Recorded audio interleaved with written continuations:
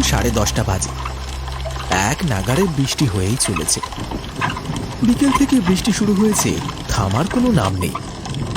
আর এই বৃষ্টি মাথায় নিয়ে বাড়ি ফিরতে হচ্ছে আমাকে। আমি পলাশ, কাজের সূত্রে গ্রামের বাইরে শহরে থাকতে হয়। মাঝে মধ্যে ছুটি কাটাতে গ্রামে আসি। কদিন ধরে দাদুর শরীরটা ভালো যাচ্ছে না, যখন তখন যা কিছু হতে পারে। তাই দাদুকে শেষবারের মতো দেখতে কদিনের জন্য ছুটি নিয়ে বাড়ি আসা হচ্ছে।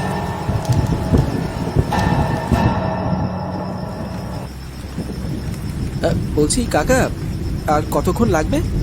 আসলে দাদাবাবু, হয়েছে কি, এই এক নাগারে বৃষ্টি হচ্ছে, তাই রাস্তা একেবারে কাদা হয়ে গেছে। জোর টানা যাচ্ছে না যে। না না কাকা, ঠিক আছে, সাবধানে চলো। আসলে কি বলো তো, ওই ট্রেনটা লেট করলো, তাই তো অনেকটা রাত হয়ে গেল। তুমি তো আবার আমায় বাড়ি দিয়ে তোমার বাড়ি ফিরবে, কত রাত হয়ে যাবে। রাস্তাঘাট তো পুরো শুনশান। বৃষ্টিতে রাস্তা একেবারে কাদা হয়ে গেছে। রিক্সা যেন এগোতেই চাইছে না। রাস্তার আশেপাশে বন জঙ্গল থেকে কিছু জ্বলন্ত চোখ যেন নজর রেখে চলেছে। সামনে ন্যাড়াতলির শ্মশান, আর এই শ্মশান ফেলে রেখে আমাদের গ্রামে ঢুকতে হবে।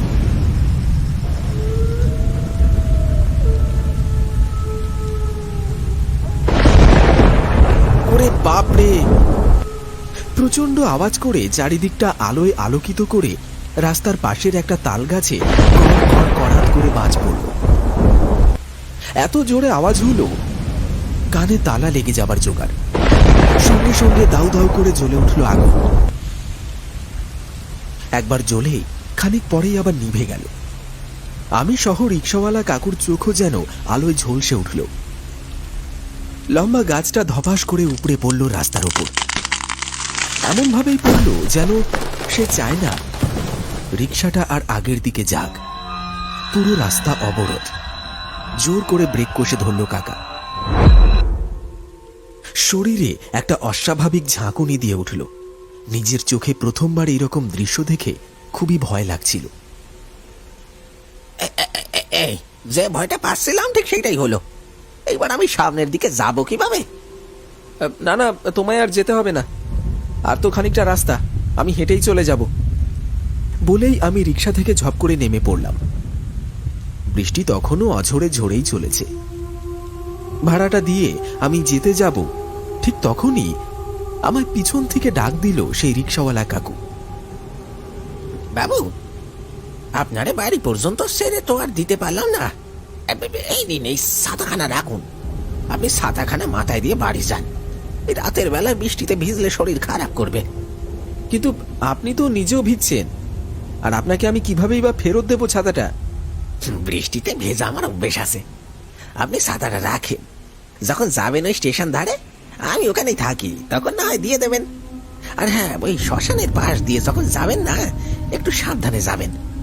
শুনেছি রাতে জায়গাটা ভালো না, কিছু অদ্ভুত জিনিস ঘোরাফেরা করে। পিছন থেকে কেউ ডাকলে যেন আবার তাকাবেন না, তাহলে মহা বিপদে পড়বেন। আরে না না, ব্যস্ত হবেন না, আমি এত ভূত প্রেতে বিশ্বাস করি না। আমি ঠিক চলে যেতে পারবো, আপনি সাবধানে বাড়ি যান।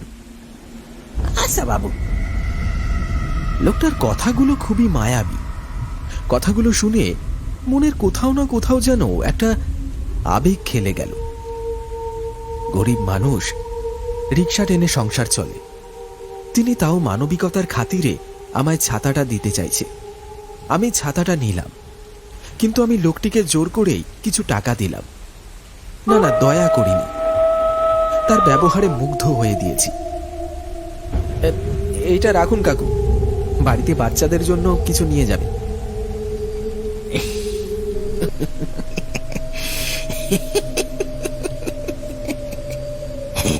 ভূতের উপর আবার দয়া?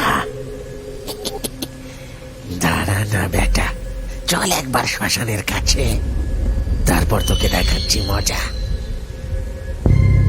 আমি হাঁটা শুরু করলাম। রাত তো হয়েইছে, আরো রাত হবে।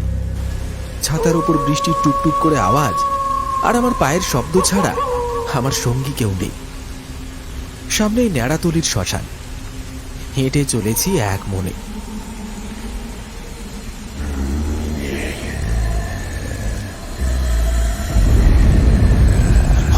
দেখলাম আমার থেকে অদূরে এক ব্যক্তি দাঁড়িয়ে আছে।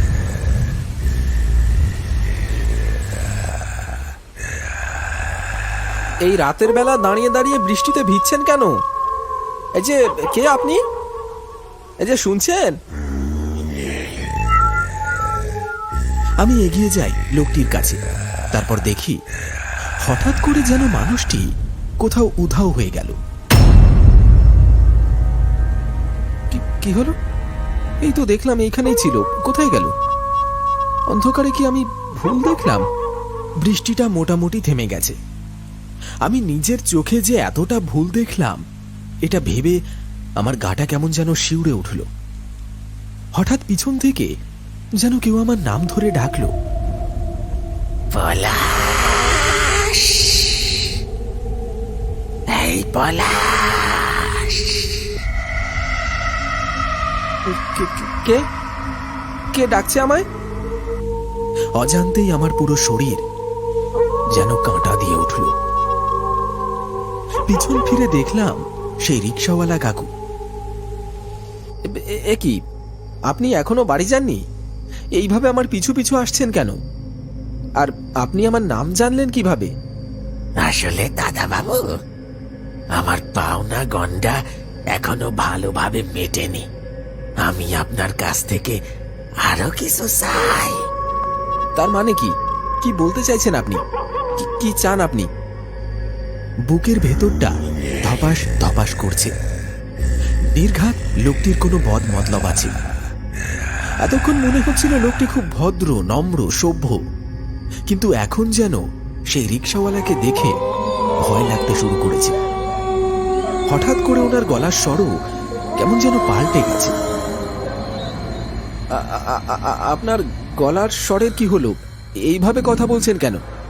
আমার গলার কিছু হয়নি, আমরা এইভাবেই কথা বলি। মানে কি বলতে চাইছেন কি আপনি? কি আর চাইব? যা চাইব তুমি দিতে পারবে। হ্যাঁ বলুন, কি চাই আপনার? তোর গায়ের তাজা টাটকা রক্ত পান করতে চাই। এই কথাটা বলা মাত্রই এক লাফে সে আমার সামনে চলে আসে। রিকশাওয়ালার চোখ মুখ ফ্যাকাশে হয়ে যায়। মনে হয় যেন বহুদিন কিছু খেতে পায়নি। হাড় জিরজিরে একটা কঙ্কাল। চোখের সামনে পচে গলে পড়তে শুরু করলো গায়ের চামড়া। ভ্যাপসা একটা পচা গন্ধে আমার বমি পেল। বুঝতে পারলাম এ কোনো সাধারণ মানুষ নয়, এ নিশ্চয়ই কোনো প্রেত। আয় আমার কাছে আয়, বহুদিন কিছু খাইনি। আজ তোর রক্ত খেয়ে আমার খিদে মিটবে।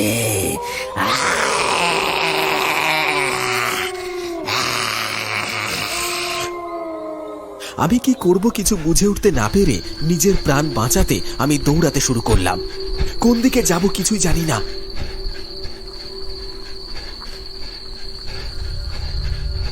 পালাচ্ছিস কেন? দাঁড়া দাঁড়া বলছি। কাঁধার মধ্যে পা হরকাতে হরকাতে আমি ছুটে চলেছি। পিছন ফিরে দেখলাম সেই প্রেতটা আমার পিছু পিছু ছুটছে। কি ভয়ঙ্কর তার চেহারা, মুখ থেকে রক্ত ঝরছে। আমি হয়তো আর বাঁচবো না। ছুটতে ছুটতে আমি শ্মশানে ঢুকে পড়ি। ভয়েতে আমার বুকটা খুব কাঁপছে। ভয়েতে আমি একটা গাছের আড়ালে গিয়ে চুপ করে দাঁড়িয়ে পড়ি।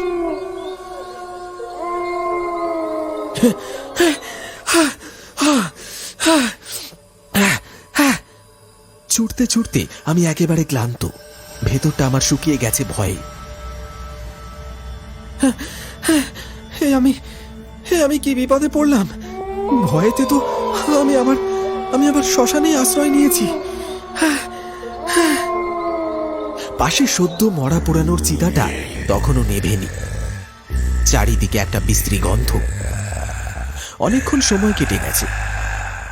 দেখলাম সেই ভয়ঙ্কর প্রেত এখন আর কোথাও নেই। আমি আস্তে আস্তে বেরিয়ে এলাম গাছের আড়াল থেকে। যেই না বেরিয়েছি ঠিক তখনই অনুভব করলাম পিছন থেকে কে যেন একটা ঠান্ডা হাত আমার কাঁধের উপর রাখল।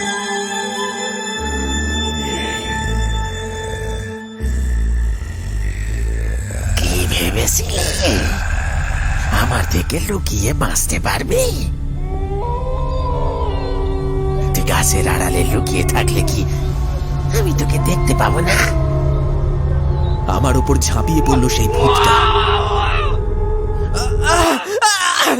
ছেড়ে দে, ছেড়ে দে বলছি, বাঁচাও, বাঁচাও, বাঁচাও! সেই পিশাচ তার শক্ত লোহার মতো হাত দিয়ে আমার গলাটা টিপে ধরেছে। নিঃশ্বাস বন্ধ হয়ে আসছে, চোখে যেন সবকিছু ঝাপসা লাগতে আরম্ভ করেছে। আমার চোখ বুজে আসছে, আর লড়াই করার শক্তি পাচ্ছি না। তারপর দেখলাম একটা মূর্তি এসে ওই প্রেতের ঘাড়ে কামড় বসালো। সঙ্গে সঙ্গে ছটফট করতে করতে আমায় ছেড়ে দিয়ে দূরে চলে গেল ওই দুই প্রেত মূর্তি।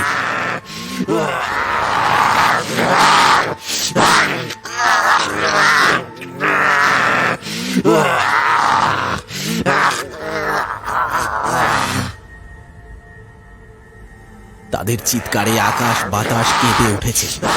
দেখতে পেলাম একটি প্রেত সেই আগের পিশাচের গলা টিপে শূন্যে তুলে ধরে আছে।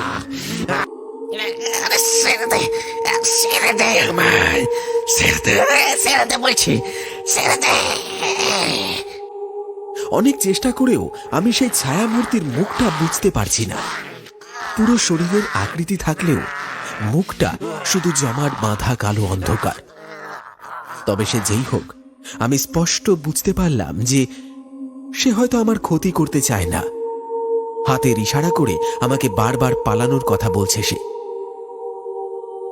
বাড়ি ফিরে যাও, ওখানে তোমার অনেক দরকার। যাও যাও, বাড়ি ফিরে যাও, চলে যাও, চলে যাও এখান থেকে, আমি আটকে রাখছি ওকে, চলে যাও। চোখের সামনে সেই দুই অশরীরীকে দেখে কেমন যেন হতভম্ব হয়ে গিয়েছিলাম। কি করব বুঝে উঠতে পারছিলাম না। হঠাৎ তাদের চিৎকারে আমি আমার চেতনা ফিরে পেলাম।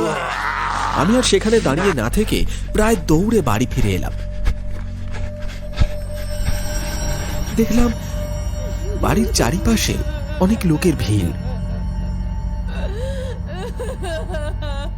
সামনে চৌদল সাজানো হয়েছে। মা ঠাকুমা দাওয়ায় বসে অঝরে কেঁদে চলেছে।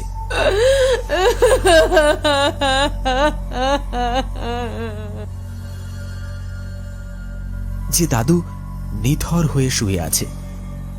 আর বুঝতে অসুবিধা হলো না যে আমার দাদু আগে থেকেই বুঝতে পেরেছিল যে আমি বিপদে আছি। আর ওটা আমার দাদুই ছিল যে আমাকে সেই পিশাচের হাত থেকে রক্ষা করেছে। মনটা খুব খারাপ হয়ে গেল। বেঁচে থাকতে আমি মানুষটার মুখে একটু জলও দিতে পারলাম না। চোখ দিয়ে অজান্তেই জল বেরিয়ে এলো।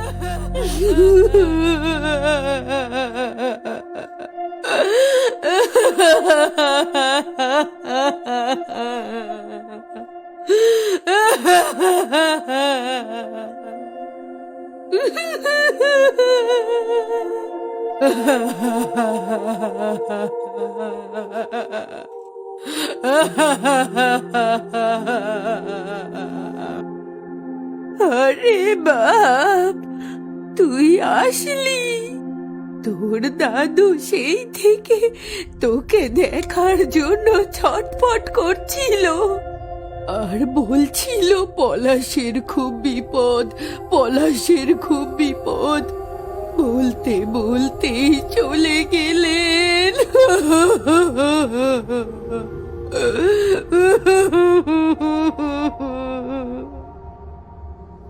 দাদু আমায় খুব ভালোবাসতেন আর তার প্রমাণ তিনি করে গেলেন।